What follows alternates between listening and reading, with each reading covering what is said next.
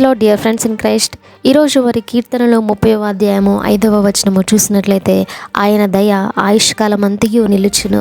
ప్రియులరా, మరి దేవుని యొక్క వాక్యము, మరి దేవుని యొక్క దయ ఆయుష్కాలం అంతయు నిలుచును అని మనకు తెలియపరుస్తుంది.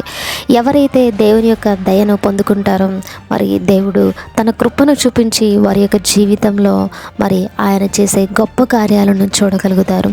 మరి దేవునికి కోపం వస్తే మరి అది నిమిషం మాత్రమే ఉంటుంది. ఎందుకంటే దేవుని కోపాన్ని ఎవరు తట్టుకోలేరు. ప్రియులారా, ఈ లోకంలో చూసినట్లయితే మరి తల్లిదండ్రులైనటువంటి వారు పిల్లల ఎడల కోపడుతూ ఉంటారు.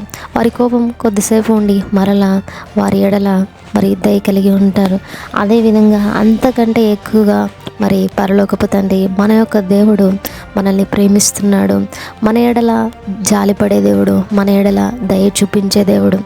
దేవుని యొక్క దయను పొందుకున్న వారు వారి యొక్క జీవితంలో ఎన్నో మేలులను పొందుకుంటారు. మీరు కూడా దేవుని యొక్క కృపను, దేవుని యొక్క దయను పొందుకునేవారుగా ఉండండి. ఈ వాగ్దానాన్ని బట్టి దేవుడు మిమ్మల్ని దీవించును గాక. Amen. May God bless you all.